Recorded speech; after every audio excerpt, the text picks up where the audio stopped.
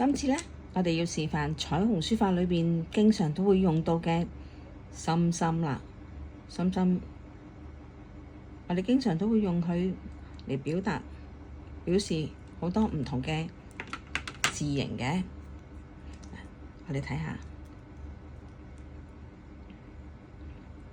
垂直到下邊，咁我哋而家有個位置咯喎。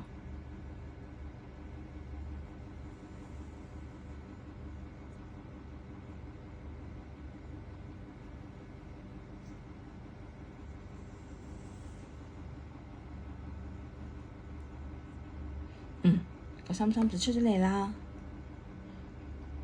然後咧，我哋試下用唔同嘅顏色，睇下唔同嘅心心可以點樣畫先。睇下呢個咯喎，我哋唔喺呢個尖，如果喺呢度得唔得啊？畀返一啲高光佢先，連續嘅心又得唔得啊？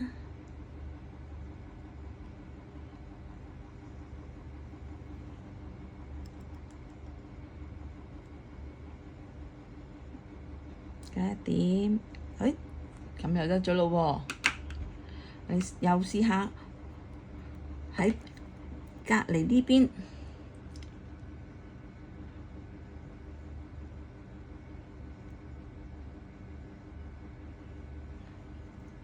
可唔可以畫返心心呢？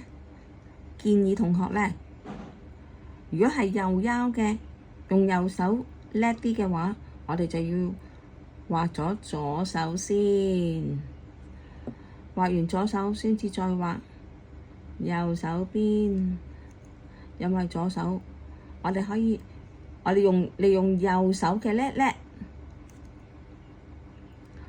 幫返左手去完善佢，咁夾埋就係好叻啦！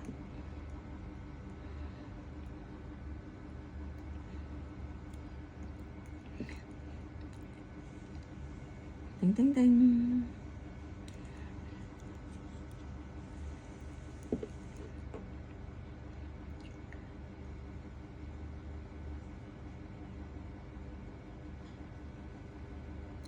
畫多啲心心，大大細細，左左右右。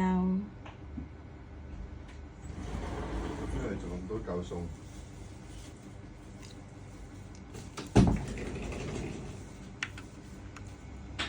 完成啊！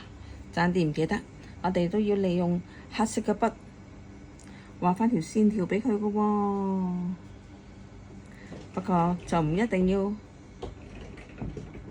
全部畫晒嘅，又係形象化啦。唔知呢啲可唔可以畫線嘅咧？我哋試下先。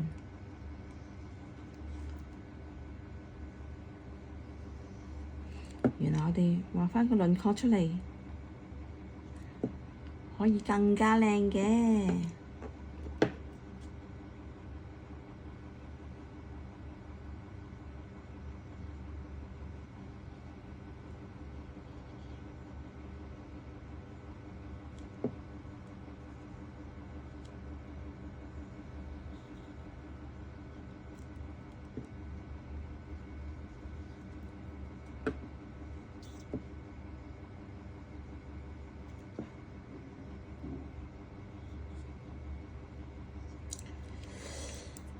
唔小心整污糟咗添，唔緊要㗎，一樣都係咁靚啫。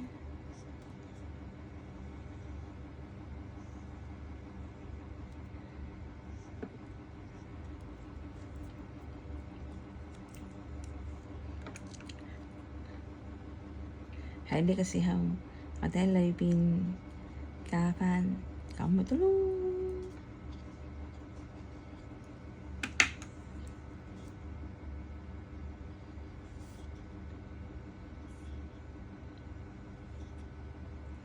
好，咁呢次嘅心心就完成咗啦。